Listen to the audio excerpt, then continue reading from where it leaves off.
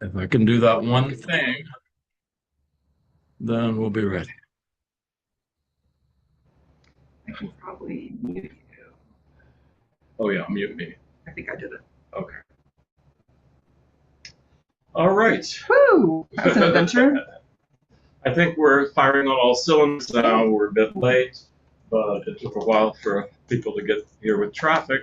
David Robinson, president of Muleskinners, calling our August 7th meeting to order. I'll remind you now that we'll have our officers meeting next week, so get your ideas and agenda items to me over the next week if you can. We have a lot of pleasures in this program of Friday's meetings to meet with many of our elected officials. I always thought that one thing that we needed to pay more attention to were the other public servants who work as staff in our governmental organizations. And so I'm really happy, especially happy about that today. And our guests will be introduced by Kathy. We are very pleased to have Houston Roberts speak to us today. Houston Roberts is the Director of Constituent Services for 19th District Missouri State Senator Stephen Webbber. Houston is originally from St. Joseph in Buchanan County and a graduate of Truman State University in Kirksville. He has worked and volunteered with Stephen Webbber for over a decade, starting with Stephen's first campaign for state senate in 2016. Houston has been active in Missouri politics, going back to his first internship with former U.S. Senator Claire McCaskill's re-election campaign in 2012. Prior to moving to Jefferson City in 2023 and beginning work in the state capitol, Houston worked as grant writer and community development specialist for the Mo-Can Regional Councils, standing for Missouri and Kansas.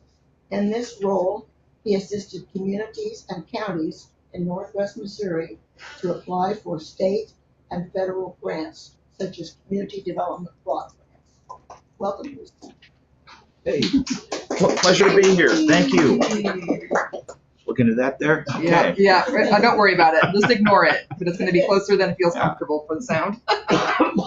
Oh, it's great to be here at the Muleskinners. The last time I was at a Muleskinners meeting, I was here with my friend. He's passed now, but Dr. Gordon Christensen and Chief Wannadoobie when they were both running for Congress. Some of the folks here might be a little younger to remember that, but I want to start off real quick, kind of separate the hats I wear here. So I do a lot of work for Senator Webbber. So mainly I'm going to talk about kind of campaign related stuff. So that is separate from office. I'm very happy to talk about anything in the building and constituent services or anything in the district, but I want to make sure we kind of separate that a little bit. So if we have questions about that, we kind of handle those individually. So it's great to be here. So obviously, I think we had pretty good election results across Missouri on Tuesday night. I think a lot of us kind of, probably thought, Amendment 4 and 5 were probably going to fail. But it was kind of a question. It's well, how much of a margin, will it be? I mean, we're used to seeing even amendments that we think will do well, like Amendment 3 back in 2024. Sometimes it's only a margin of 4 or 5 points. But, we saw what everyone is saying are historic margins of defeat for Amendment 4 and Amendment 5. I was just looking here a little bit ago. Amendment 4, the best result in the entire state, the best result it got was in Shelby County. That's up where Senator O'Laughlin is, near Dare County and Knox County. And in that one, it still failed by a margin of, I think, 59 to 41. That was the best result that Amendment 4 got across the entire state. Any guesses about why it was so different there? I saw that on the map when they were shading in the who voted for what. I'm like, what's that outlier? Well, I mean, like I think with that, a little bit of that might have to do with the fact that like Senator Laughlin was probably able to go out there and talk a little bit more because that's her home county, right? And Northeast Missouri is kind of it's a little bit more conservative than people realize. Or it's shifted that way a lot since like the 1990s and the mid 2000s. So there's a little bit of that, and then Amendment 5. I mean, I was also looking at that. So the best result it got in the entire state was, I think it still failed by so I think the no vote was still about 68%. And this was in Pemiscot County, which is, way down near Cape Girardeau. So, I mean, those are historic margins. Both of those amendments failed in every county.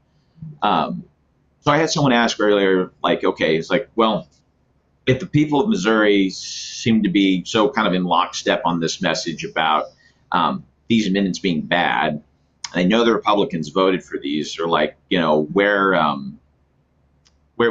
the difference here? Like, why aren't people connecting these two things? And I think it's an important thing to kind of remember that this is nothing new in Missouri. Like, we see this every election cycle. Like, we will put amendments on the ballot that we think the Republicans have no connection to these. Like, they're very against these, whether it's reproductive rights or decriminalizing marijuana or raising the minimum wage. Whereas where's the disconnect? I think you see that mirrored on the federal level, right? We know that Congress has a 15% approval rating, right? But yet members of Congress continue to get reelected. People are able to have a overall larger value or a single issue they might care about, but they still have a strong connection with their local elected officials. So, I think a lot about, back in 2018, I remember it was a debate that Senator McCaskill and at that time Attorney General Josh Hawley had. And, they were talking about the minimum wage. And, Senator McCaskill was like, well, of course we need to raise it. And, Josh Hawley was like, well, I don't think so. And I thought, I was like, well, surely this is going to matter. And that didn't. But now Josh Hawley is moving around to saying hey, I'm actually, in favor of raising the minimum wage. So I think it's important at the end of the day to kind of recognize that we're going to continue to have constitutional amendments on the ballot, and we need to campaign for those because those are going to make a very big difference in the lives of Missourians everywhere. Because at the end of the day, well, why do we amend the Constitution, right? It's because oftentimes the legislature is just not doing its job. There are issues that Missourians care deeply about, and the legislature either punts on the issue or just doesn't care to address it at all. That was the big thing with decriminalizing marijuana. We knew for years that was a very popular issue. If you went knock doors, you would talk to people who'd never voted, and they were like, well, I would vote for someone if they were for that, right? But yeah, the legislature never acted on that, so they took a constitutional amendment. And Amendment 4, the idea really that would have ever passed, I believed less than Amendment 5, because the idea that we need to freeze the Constitution in place, that this is a dead document, that it's getting too long. That is a very inside the building idea in the Capitol. If you go out and talk to people on the streets, knock doors, or at any kind of public meeting, that seems like such an alien concept to people. They might accept that that they might buy Scalia's argument that the U.S. Constitution is a dead document and that's frozen. You can't change that, unfortunately. But they don't buy the idea that the Missouri Constitution is that way. That has been a part of our Constitution for over 100 years, dating back to the early progressive movement. People accept that is something that they need to do, and they have seen it deliver good and beneficial results in their lives. So I think that's kind of, why those amendments failed. But I think going forward, it is really important for folks to, realize and understand that we cannot count on constitutional amendments to be the saving grace of electing progressive leaders, Democrats in Missouri. We've seen time and time again that like there will always be a disconnect on this. I think that's kind of shifting a little bit where like, a strategy had been for a while. They were like, well, maybe if we can't get someone like, to have the, rising tide lifts all boats at the governor's race, they're like, well, maybe, or the U.S. Senate race, like maybe we'll depend on a constitutional amendment. And I think we're starting to kind of see a trend that, folks are kind of realizing like, well, when we need to get a constitutional amendment issue like on the ballot, like folks will work to do that.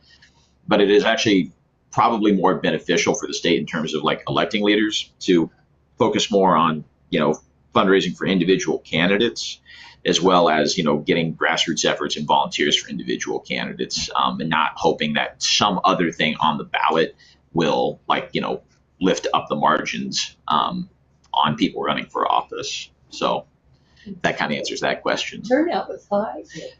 Turnout was incredibly high. I think that people really felt strongly about these things. They absolutely did. I was poll watching poll reading, whatever you want to call it, over in the St. Louis area all day on election day, and I was at about 4 or 5 different precincts, and like throughout the day, I mean, there were multiple times, there'd be lulls as there always are, but I mean, there were many times where there were lines out the door. Let me see here. Lathrop, Missouri, which is in Clinton County, Missouri, up in Northwest. I have a friend of mine who has a relative who works in the county clerk's office up there, and they were saying that they were running out of independent ballots. People were turning out not to vote for their because that's a very Republican county. People were turning out not to vote for their local Republicans or even their local officials, right? Because like, you still would have had primaries for commissioner or any of those races up there. They were just turning out because they wanted to vote no on 4 and 5. They were getting told at the door, like, if you take an independent ballot, none of these candidates that have signs are out on the streets are going to be on your ballot. And they were saying, that's fine. I just want to vote no on 4 and 5. That's incredible. That was the story throughout, rural Missouri.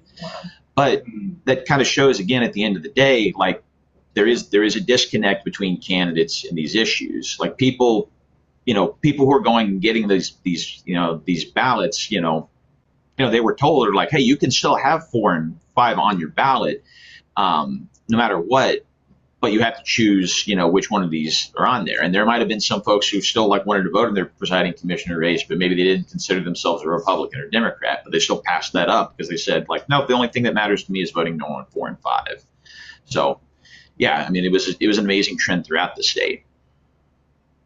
Yeah. Question. I just read something last year since the election that said that in Missouri, you have a lot of independent organizations, I want to say PACs, but not, that come up, get set up in order to either defeat or support a particular issue. Sure. But they purposely don't want to associate themselves with Democrats because it's such a red state.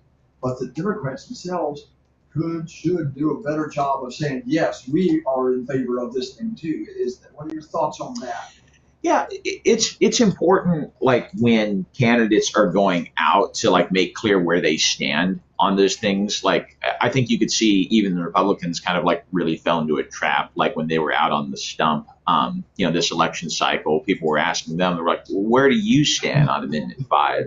And there were many of them who voted for it, and they were like, well, I was for it before I was against it. But it is very important for candidates to make clear like where they stand on those things. But they also have to understand like that is not going to be enough to get them over the top. Back to Senator McCaskill's example, we had the minimum wage, and I want to say I think medical marijuana was also on the ballot in 2018, and those were issues where it was night and day between her and Attorney General Hawley at the time, and that it still wasn't enough. So I mean, you got to make clear where you stand on an issue, but you can't, hope that like that's going to be enough. And with those independent, campaigns, I mean, that's, Senator Webbber makes like a good point about this, like when you're advocating on an issue or anything that you care about. I remember once I heard him talk about, like, someone, said, like, if you're doing political advocacy for a specific union, they were like, what are you advocating for? And someone said, someone in the audience said labor rights. So he's like, no, that's incorrect. And they were like, well, what do you mean? He said, like, you're not advocating for general labor rights. You are arguing for your union's labor rights. Like, you have to have a specific focus. And that's something with these independent campaigns. Like, their job is not to get elected, is not to get Democrats elected. It's not to get Republicans defeated. Their job is to focus on passing or defeating, like, whatever amendment or issue is on the ballot that is their clear message. And that's why those duos, like, they have a very tight focus. Do you know how comparatively this primary turnout was in terms of voting compared to other primaries, and what could it be attributed to? That's a good question. So historically, I don't know necessarily. I believe we had higher turnout than we did for the August 2024 primary. I read that as well. So, and I would have to guess that probably means, like, we had higher turnout compared to many previous primaries, because August 2024 would have been a general election year. You would have had pretty high turnout. So, I mean, these are, I don't know if it's like how historic these turnout numbers were, but I think we would have to go fairly far back to see a primary in August where we had this many people turning out to vote. I know the last precinct that I worked at on election day, it was a high school that had historically, like, pretty high turnout for, like, that area generally when they had elections for that precinct.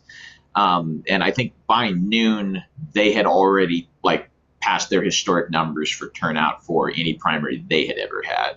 So, and that was in the heart of St. Louis. Online question from Schneebergers, who asked, do you think data centers were a significant issue in the election?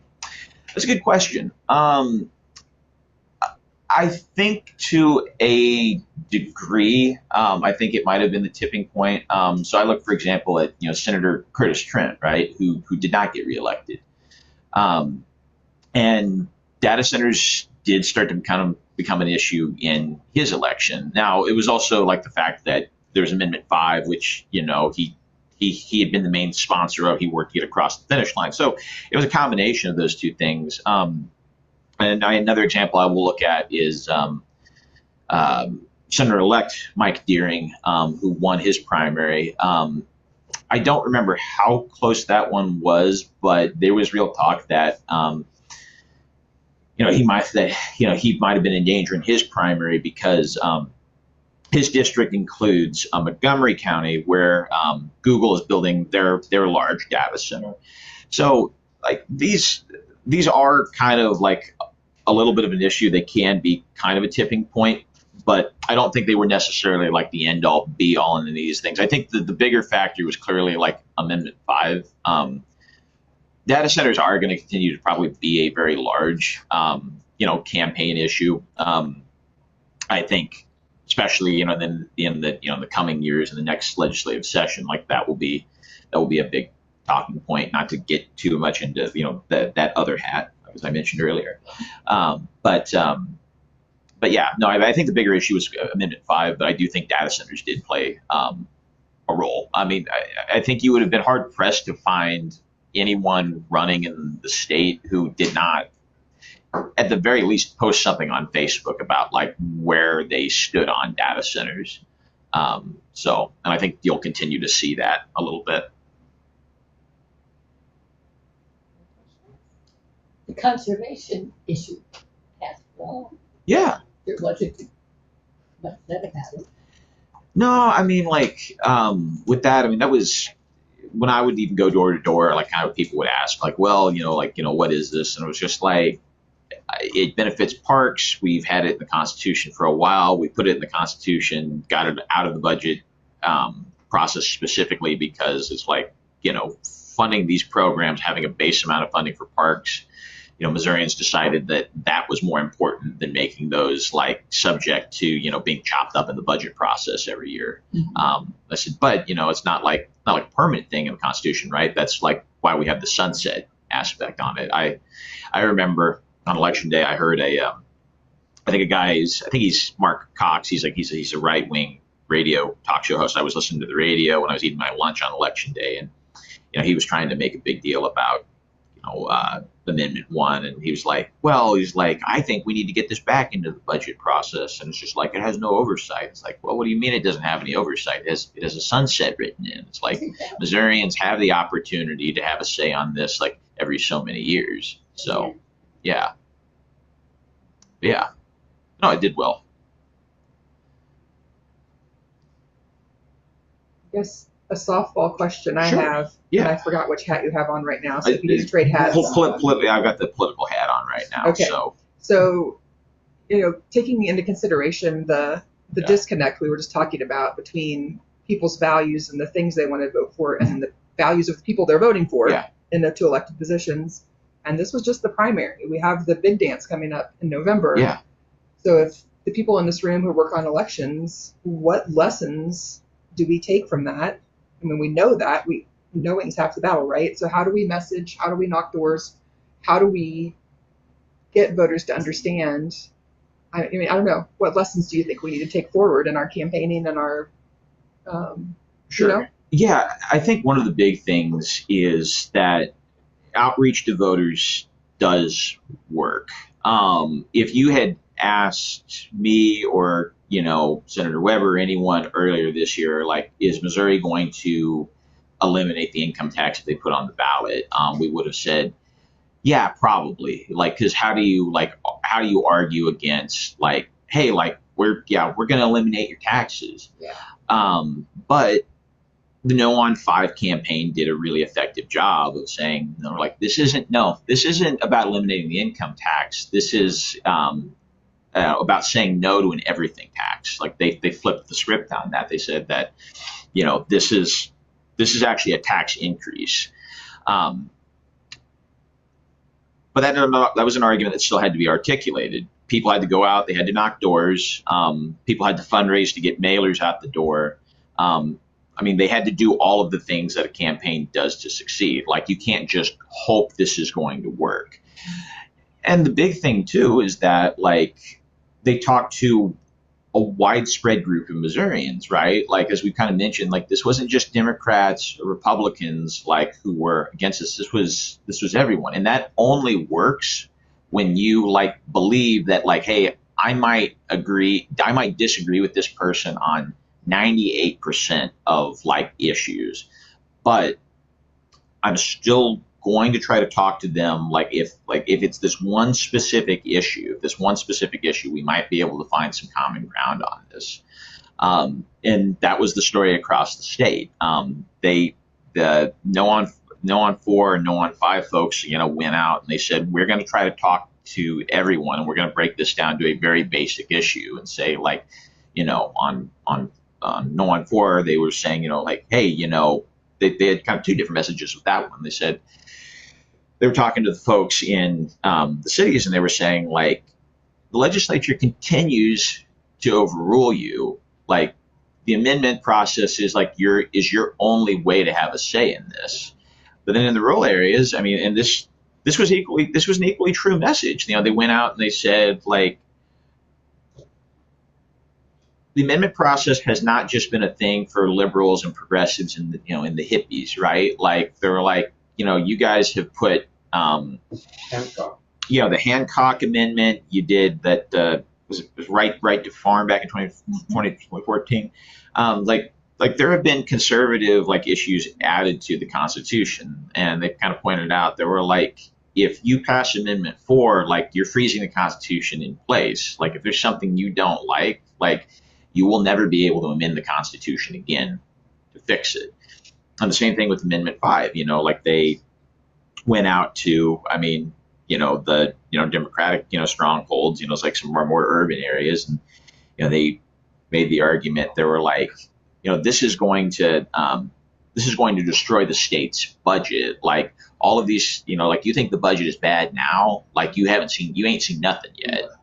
But then they went out to, the rural areas, where, there are a lot more conservative voters, folks who, if you tell them this budget's, in a bad shape and things need to be cut, they'll say, well, good. Or like, I want to shrink the size of government. And they told them, we're like, well, this isn't about that. They're going to have to make this up some way. What are they going to do? They're going to raise your sales tax. You go to buy or sell your car, you have to pay a tax on that. You go to buy or sell a house, you're going to have to pay a tax on that. Grocery prices are going to go up. Your services are going to go up. The people in people in rural areas said, like, well, I want to shrink the size of government, but I do not want to pay more for groceries or my services. So it is about like going out to people, listening to them, understanding where their values are, and helping connect back what you believe in to like the values that are important to them. Let me try Sarah's question just a little different. Sure. Is this frustrating situation where people like our group get behind these things like the no on 4 and 5? Yeah. We'll be against 3 Yeah. soon. And yet we can't get very many Democrats elected in the state. Yeah. And you talked about the independents up there. What can we do, or how can we solve the problem of the toxicity of the Democratic Party to the minds of the majority of Missouri voters who say, well, I'll vote for this thing, but I don't want to be a Democrat. I don't want to. I don't want to. I mean, how can we somehow destroy this conundrum and where did it come from? I mean, was it the culture wars? Was it Tea Party? I mean, what is the source of this? Democrats are bad, and even when we like something that they're for, we don't want to be Democrats. Yeah, and I think this is your political hat still. Yeah, this is still the political hat. If you at some point, if we want, we can I'll switch hats and we can talk about stuff inside the Capitol. I think we should since you're here. Yeah. Political hat. So, I think if you look at Missouri historically, right? So someone I like to point to a lot, this is a name I'm sure that you all remember, Congressman Harold Volkmer. Yeah. Right, up in Northeast Missouri. Yeah. Harold Volkmer was a Democrat, and something I've always highly respected him was that when he was in the state legislature, he was able to at least get the Equal Rights Amendment to a floor vote in the state legislature to have us, for people to have a vote on it in Missouri. Right, it's like pretty progressive for the time, but Harold Volkmer was also a staunch gun and Second Amendment advocate. He had a very distinct identity. Democrats in the state did for a very long time, right? Candidates weren't necessarily looking to the party and saying like, oh, what should I do? What should I say? They looked at the issues. They were in touch with their community. They weren't just guided by whatever they saw in the national news that night. They really tried to kind of like distinguish themselves. And we're seeing a little bit more of a trend in people starting to kind of understand that even at the national level is that like in order to really get someone elected, for someone to run for office and be successful, like you have to have a distinct brand. Like, you can be being identified with the party will get you a certain amount of votes, but in a general election, that is not enough to win, right? That might be enough to win your primary, but that's not enough to win the general election because even people who like vote Democrat or vote Republican all the time, you still talk to them on the doors and they'll say like, well, I vote the candidate, not the party. Like, but even though like, you can look back and say, well, like, okay, yeah, but you voted Democrat or Republican, like consistently, but they still in their hearts, they believe they're like, I am independent. Like I make up my mind, that like I think about these things. And it's important for candidates to really try to, have that kind of image and message when they're going out and folks. I mean, it's very important, like, to really, I mean, not focus so much on what's happening like nationally. You want to focus on some of that stuff, but like I see a lot of times, not that social media is always a judge, but I will see like a lot of like people running for state, rep, and like they feel like they've got to have a take on everything that happens nationally, and it's like, well, you don't. Like, it's more important that you know about what's going on in your local community. Like, I mean, in the Republican primaries, there were a couple of people that this may actually be more true in the state rep primaries, but there were a handful who probably almost won their primary or had an upset victory because they focused on things like data centers or some new housing development that was going into their area, or some scandal on the local city council or something like that. They were in touch with what was going on in their community. And if you do that enough, and if you're out talking to people, and really trying to kind of have this like distinct, image that you're like, yeah, I'm running as a Democrat, but like I want to show that like I care about you. I don't care about what the Democratic Party says. Like, I care about what you said, what you as my possibly future constituent, what you think and what you care about. And even if we don't agree on everything, I'm still going to listen to you. Like, that's really what matters to people. I had a friend of mine who ran for city council back in St. Joe, and that's nonpartisan race, but like, he was originally from the St. Joe area, but he had only like recently moved back there in the last 3 years. And he was like, well, he's like, how, he's like, what do I need to do to win city council? And I told him, I said, well, like, he's like, should I be going to the local Democrat stuff? I said, yeah, a little bit. And he's like, what do you mean a little bit? I said, like, you're going to be talking to, I said, a lot of the same people over and over again. I said, that's not how you win. I said, like, you win a race, you get elected by talking to as many people as possible. It's a numbers game. And I told him, I said, go to this event, I said, go to, this here and there. I said, but like, go out to your local Kiwanis meeting. Like, if there's a concert in the park in St. Joe, I said, go out and talk to people at that. Like, if they're selling tickets for a rodeo at the Civic Arena back in St. Joe, go and talk to people, like, and like that's what you have to do. You have to be able to go out to places that aren't even necessarily like political, like, and just kind of say like, hey, like, I'm running for this. And, even without necessarily talking about what you're campaigning on. I mean, like, you can talk a little bit about that, but just main thing is like, hear from people as much as you can. Because the more you hear from people, the more you understand what they care about. Like, that will help you understand, like, this is the kind of candidate I need to be. And if I get elected, like, these are the things that I'm going to have to be focused on as a state rep or a state, or a state senator or whatever. So I hope that kind of answers your question a little bit. Beyond the, why did the Democratic Party, kind of become toxic? I think it's just a problem with trust in institutions in general, right? I mean, going back to the statistic about like Congress has a 15% approval rating, but yet individual members of Congress like continue to get reelected.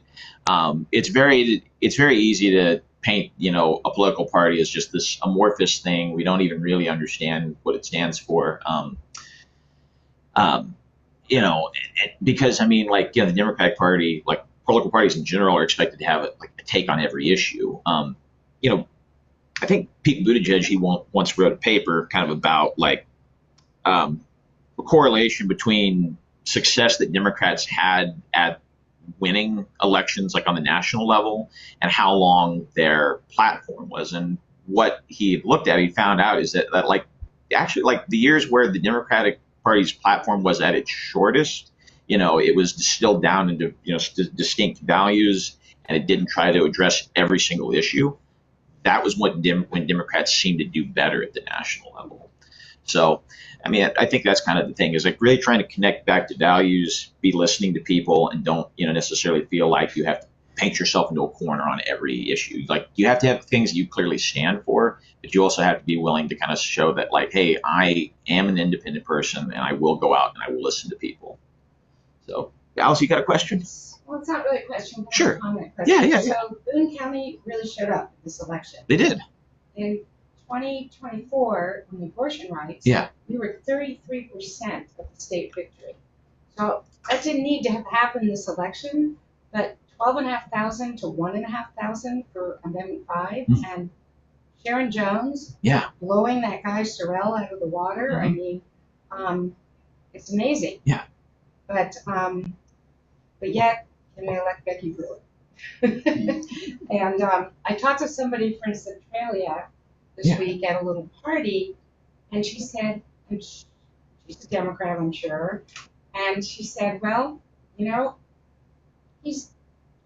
that's John Martin, that's our guy, you know. It's like they don't really look at how he votes, but he doesn't even live there, but he grew up there apparently or something. That's our guy. It's like, how do we?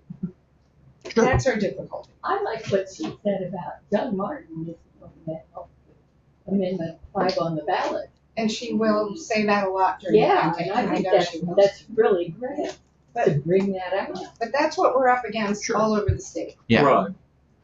I liked what you said about, you know, if you're trying to be, you know, rational about government that's against you. You know, Ronald Reagan made up this idea that the government is bad, so let's destroy it. And every Republican has campaigned on that ever since. And they're doing their best to destroy it. Missouri is in bad shape. Could we switch? I like that kind of explanation. And maybe there's hope for rationality. I don't know. Can we switch to kind of talking more about you know, because we're very curious. Yeah, constituent stuff. Okay, right, so the we're very capital. curious. Yeah, okay, so I'll kind of switch away from my campaign hat here and talk. So I'll tell you, I mean, what I basically do in my job on constituent services when I'm at the Capitol is, there's a couple things. So the main thing I do, if you reach out to Senator Webbber, so if like you send an email through like the form on our page, or if you call the office with a particular issue that you're trying to get addressed, I'm the first person to take a crack at that issue.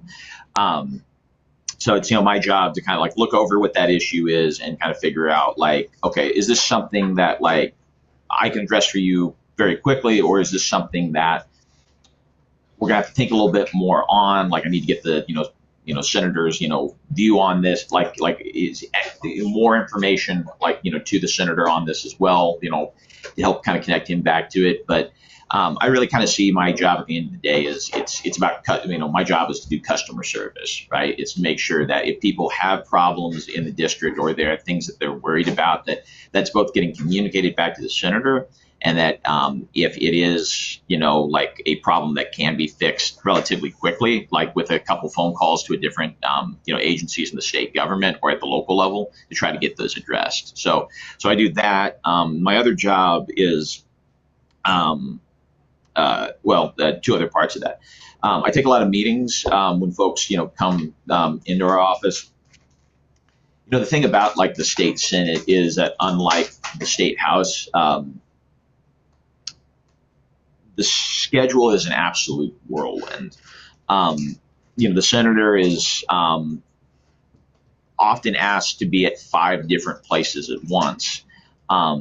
And, you really do have to prioritize. You have to be able to say, like, I want to, there are 3 things that are happening at the same time, and I want to be at all of those. But unfortunately, like, I am going to just have to pick one. And so then it'll be my job to say, like, okay, I will go ahead and try to take this other meeting for you. I will try to communicate anything that you want me to tell this constituent or this group, but I will also try to take information back and give it to you. So I take a lot of meetings, in that way. My last kind of part of my job is I write a lot of bill briefs for the senators. So when we have a bill getting referred to like our committee on education or transportation and public safety, it's my job to take a look at that bill and say, like, okay, what parts of state statute does this affect? Has there been a bill about this in prior sessions? Like how is it done? Has it made it out of committee before? What did people say about it?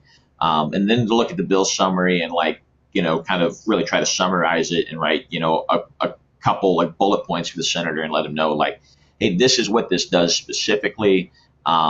It also addresses this, although people in the hallways are going to try to tell you it has nothing to do with this. It actually absolutely does. And this is the person who is sponsoring it. This is probably why they care about this issue.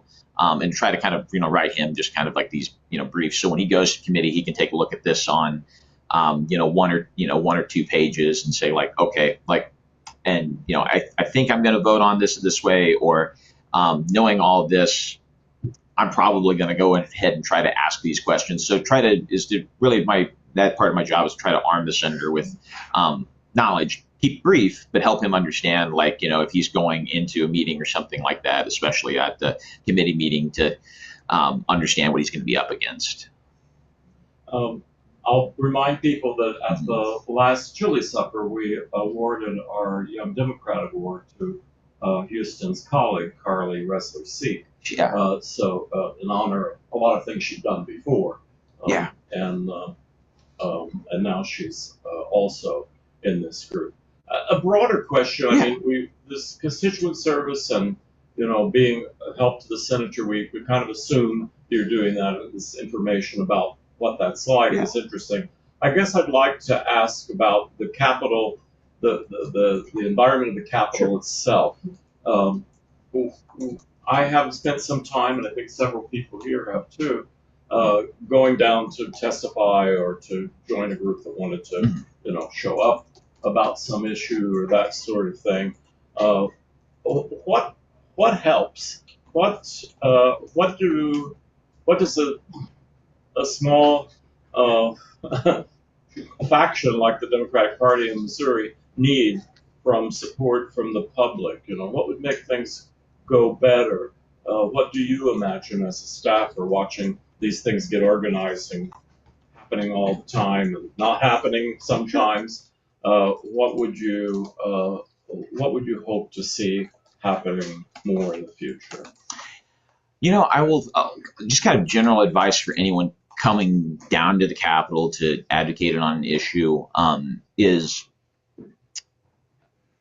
always, no matter whose office you're going into, especially even like when it's the Republicans and their staffers, is to always be as respectful as you can. Now, that might not be a two-way street, I'll be honest, especially, if like, Rob.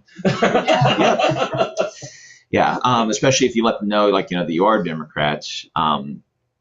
But the staffers really are there to just, to do a job. Like they're to try to connect, they're in a role like I am. They're trying to help the office function as best it can. And like, they really are there to try to help like their representative or their senator, like do the best job that they can. And you feel that way about all the staffers? I feel that way about all of them. Yeah. Sincerely. I'm glad to hear that. I have good friends who are Republican staffers, and they are legitimately very good people. We disagree on on some issues. Sometimes, you find out as you get to know them a little bit more that they actually don't feel as strongly about some of the things that you think they do. And they learn kind of, that about, you as well, right? Kind of learn that, people are complex, right? Like we have a lot of different opinions about things. But they are legitimately just trying to do a good job. They wouldn't keep doing this if they didn't care. And with that too, I also advise people if you're coming down to advocate on an issue, don't just do, and it's hard because we have so much access to talking points now, but don't just do generic talking points. I had a lot of people who I remember calling to our office about the income tax when that was coming up before the Senate, and just regurgitating the same information to me over the phone and in emails, and it was that's not helpful to me. It was just kind of that's not helpful, that's to any of our offices, and it's not going to sway the Republicans who are going to try to put this on the thing. It's you need to tell them specifically, like, hey, I would tell young people, for example, they're like, hey, tell them about how you're worried that if they eliminate the income tax, well, A, like, you're not making much income to begin with, so this doesn't help you. And B, you're like, okay, like, I'm already having a hard time buying a house. Like, what is this going to do if you like throw a sales and service tax on to the work that that a realtor I might work with is doing? You know, talk to them about like your specific concerns, how this impacts you. I remember I don't do a lot of like calling my elected officials. I never have. I think people should, and I think it is important, but really think about what you're going to say. But I remember back when the first time they were trying to repeal the Affordable Care Act, I called. I can't remember if it was Senator Roy Blunt or if it was Congressman Sam Graves. I was living in Kirksville, and I called because, I was concerned about like just generally like people getting, bamboozled by the healthcare system if we like eliminated the ACA. And I said, when my grandfather, who had passed from cancer a couple years before, I said, like, the only reason like he lived another decade is because, my mother, now she didn't sell health insurance. She did auto insurance. She did home insurance, but she understood the basic concepts enough that she was able to help him. Like, she was able to sit down with him, navigate with him, because he didn't really like have like health in like the kind of health insurance he needed at the time, like to deal with his cancer. Like, had my mother not sat down with him and like forced him to understand this stuff, and they got into just angry arguments about it. He would say, like, why do I need to know about this BS and all this? And she's like, because Charles, you're going to die if you do not try to understand this. And I remember talking to this staffer on the phone, and I said, I was like, most Americans do not have someone like my mother to sit down with them, twist their arm, and tell them you need to understand this. And like, I know you don't want to pay for this, and you don't think you need this, this part of your plan, but you actually do. And I said that like the healthcare system is already not great, and if we repeal the ACA, like, I am worried that like millions of Americans are going to be in a situation like my grandfather would have been had he not had my mother. And that was what I advocated to them. I don't know if that made any difference, if they thought about that anymore, but I wanted them to understand like how I personally felt about that issue. They took away the subsidies, so they might as well take it away. Yeah. Houston, Yeah. one of the most biggest things in front of us right Yeah. now, while electing Democrats, Sure. is respect. What can our Democratic elected officials do? We've got a court case, but what can they do to push on that? Yeah. That is a good question, right? We're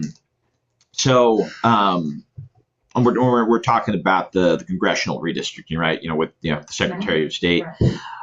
I think the biggest thing with that is, there are policy consequences when an elected official does not do their job.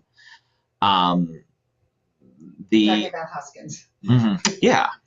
The Republican legislators believe this too. Even about Secretary Hoskins. When I first got there, I remember when they were finalizing the budget in May of 2025, there was funding that Secretary Hoskins' office did not get. They lost out on. I have a friend of mine who works for the state archives. He kept his job, but like there were people he knew who lost their job because in the first 5 months, the Republican senators, a lot of them, to start off, they didn't have a good relationship with Secretary Hoskins. Like they felt he had been disrespectful when he was the state senator. But they also like looked at his budget and they said, okay, like make the case for us. Like we've got to cut stuff. Like why should we keep this funding that you don't seem to be using? And he couldn't come up with a good excuse for that. And so he lost that funding. Like Republican senators cut funding to the Secretary of State's office. And that's going to have to. A lot of this is going to be played out in the courts. I think that. Haven't done too well in the court so far. Well, In Missouri. we'll see with this. The argument that I'm no lawyer, but I think the argument that Secretary Hoskins is making is pretty confusing, considering the argument that they made to allow congressional redistricting to take place in the first place. They tried to do. I don't know if you guys listened to Jason Rosenbaum or his reporting from St. Louis, but he joked around. He called it, the Air Bud rule, right? He said the argument they made was like, well, the Constitution doesn't say you can't do this, and that was how they allowed congressional redistricting to go place in the first place. Well, Secretary Hoskins is trying to do an inverse of this, and he says, well, the Constitution doesn't say I have to do this. And it's just kind of like, you can't have it both ways. It doesn't work like that. So I am optimistic that the courts will rule against him. Now, to be honest, like we are. But when? Well, being realistically speaking, like I don't think, and I could be wrong on this, but I don't think that they're going to. I think that it will. I think there's a good chance it will end up on the ballot, whether it's this November or if it's some like weird thing where it ends up on the ballot next year. I think that Missourians are going to get to have a say on like voting up or down and whether or not they keep these lines that are drawn. But going in, we are voting somebody else in the fifth. Yeah. When they're elected. Yeah. It's very muddy. There is. I do not believe there is a scenario where we are not voting in November using these weird maps that were drawn by the legislature in this last year. I unfortunately, like the ship has just kind of sailed on that. Now I don't believe that this district is long for this world, right? Especially because I do believe this referendum will eventually get on the ballot. I don't know if it'll be by November or we are kind of in some uncharted territory with this because like these deadlines have been kicked around and tossed around and ignored. And I think the courts are going to have something to say about that. Like, I think any reasonable person would say like the Secretary of State has clearly been dragging his feet in an extra legal way on this. I'm not a lawyer, but like I feel like that is a reasonable opinion to come away and look at this, especially with the arguments that they used to allow the districts to be redrawn in the first place. So quickly, Peter Schneeberger offered. Hi, Peter. He thinks our county clerk had said we could still do another primary with old maps. I'm just throwing that out there. But I wanted to, before I lose track of it, Ruth had a question a while back. Yeah. She asks, this is very directly, constituent services. Sure. Where or how can people with disabilities who are coming to the Capitol obtain information about accessing the various places in the Capitol? And she is a wheelchair user. Oh, yeah. So that might be kind of where her mind is at. So off the top of my head, I don't necessarily know. I know we have specific services for that in the Capitol. My best advice is if you are planning on coming down to the Capitol, give our office a call or shoot us an email, preferably both. That way, I've got two ways to look at it. But and I will try to do whatever I can to make sure that you're accommodated. On special circumstances, I don't do this very often, but for example, if we had someone who needed to park closer to the building or something like that because they were not accessible, sometimes we have the ability that we can get you a closer parking space. Now, if you're able-bodied and you're I just want to park, I don't do that. The parking spaces are they are a special privilege. And we want to make sure that if we're getting a parking space for somebody they really need it. So there are little things like that we can do, but there are broader services that the Capitol does have. I will tell you one of the unfortunate things is that the actual infrastructure of the Capitol itself in the building is also still just very not ADA accessible. On the house side, I'm sure many of you, if you've seen that, if you've ever tried to, for example, like visit Representative David Tyson Smith, he's, shoved up some stairs and back in a corner, and that's just unfortunately just kind of the way that is. There's not a lot. You're in some, with that, if your representative has a little bit of notice, they can come down and come visit you. But, unfortunately, there are a lot of parts of the building that are not very ADA friendly or even, accessible on a very basic level. And that's probably not going to change for a while, both because and I'm a history major, so this sounds sacrilegious to say, but because it's a historic building, there are special protections that we give this. And so it's very hard to make changes to this. I'm not necessarily a fan of when that happens, but I understand generally why it does. But also because it's very hard to get money in the budget for doing capital renovations. I'll tell you my mailbox back in Jeff. So we had State Representative Rudy Veet. He was running for the Senate, and he lost down there. And something he continuously got attacked about, and we see this happen every year, is that people who try to make, an honest argument for trying to update our capital and make necessary changes to it, they get attacked as saying this was literally on a mailer. They said he's building a Taj Mahal down in Jefferson City, and it's just no, he's just trying to make sure this decrepit building is still here in 100 years. So that's another reason why it's hard to make the building more accessible, is because it's very hard to get money for that in the budget, and not turn around and get punished for it when you had some and they took it out for something else. And that happened, and that it happens too. That is one of the first things to get moved around in the budget process. They say capital renovations. Well, we've been putting that off for a while anyways. What's another year? So I think I'm going to call for a last question here. You don't have any more there. We're caught up. Thank you for asking me. My question was, yeah. Have Bane hat back on. Okay, we're putting that back on. What about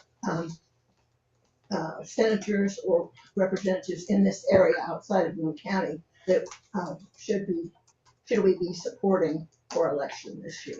Carrie Engel? Yeah, so I'm really glad you asked that question. It's exactly like Alice said. Whatever you can do to help Carrie Engel over in the Kansas City area. I'm blanking off the top of my head what the district number is. I should know that. But she's running against Representative John Patterson. Carrie Engel, she needs your help. And absolutely, whatever you can do to help Betsy Fogel down in Springfield. Yeah. It's a lot to ask people to come knock doors. I'm not expecting anyone to do that. If you can, that's great. If you can donate to her campaign, that's important too. Because that makes a difference. That allows her to, buy more literature so that when people go knock doors, they don't run out. It helps them fundraise so that they have mailers that they can send.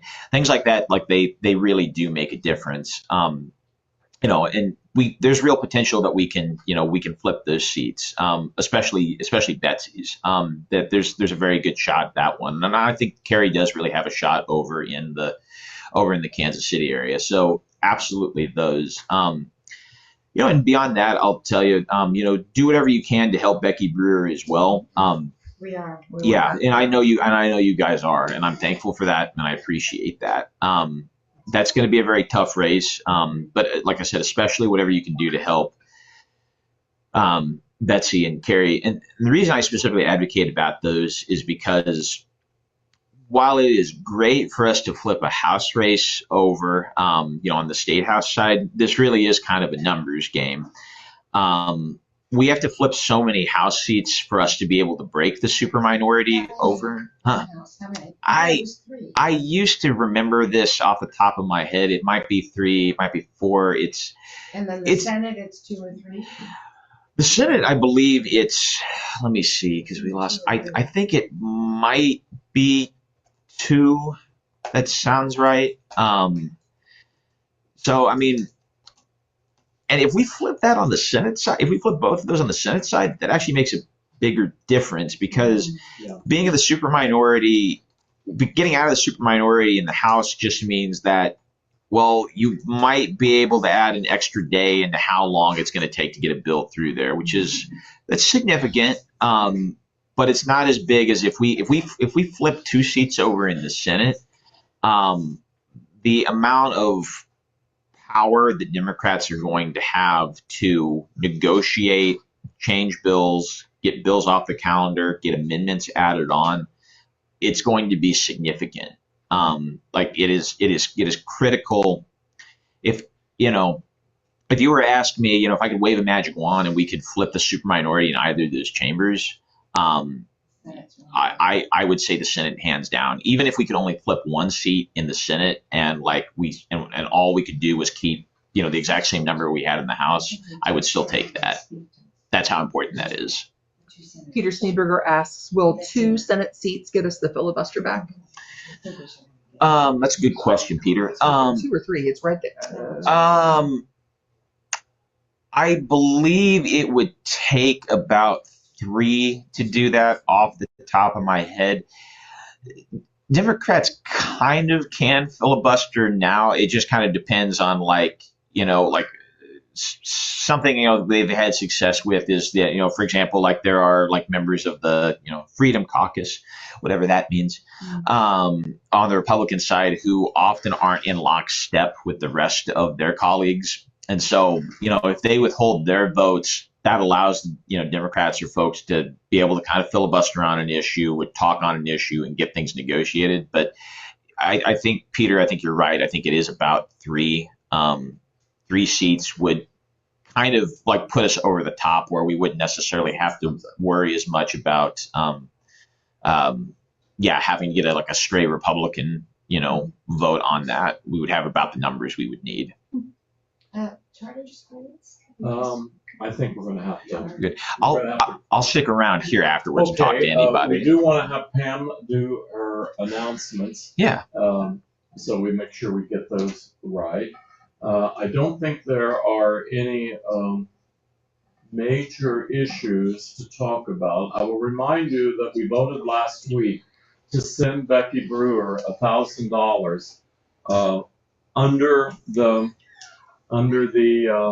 what we would call it the primary calendar, where the limit is $2,000. That means we can send another $2,000 to Becky Brewer under the November calendar as well.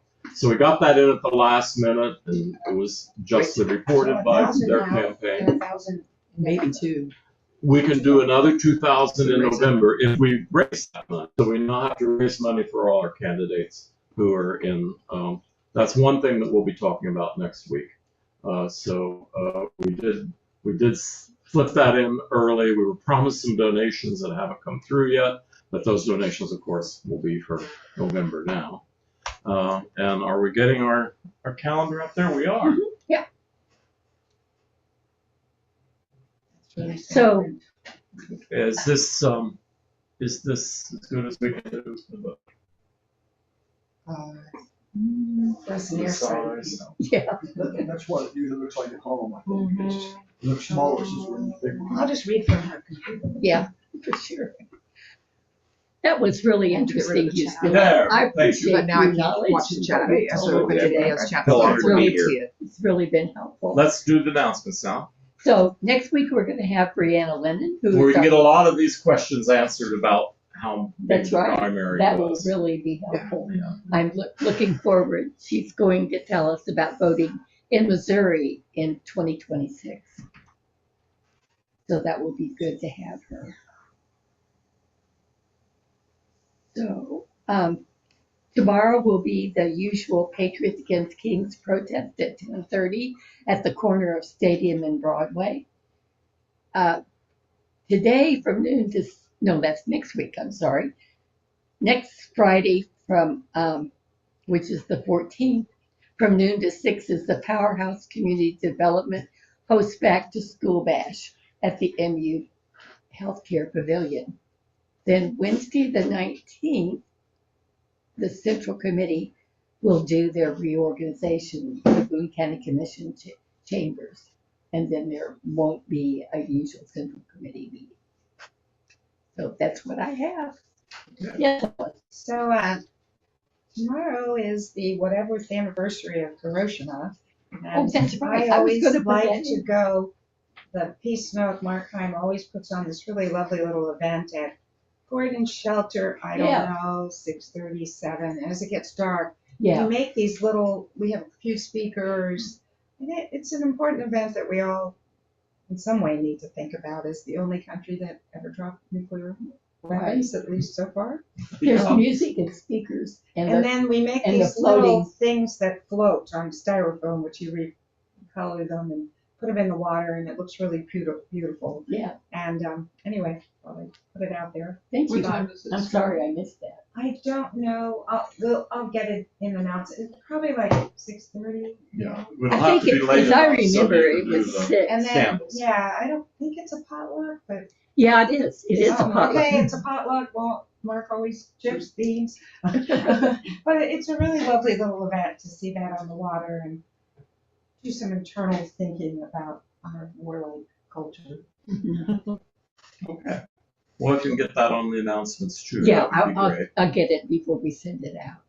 And if nothing further, then let's just snack and talk. There you go. Meeting adjourned. Thank you, Mr. Houston. Hey, no, absolutely. Thank you for having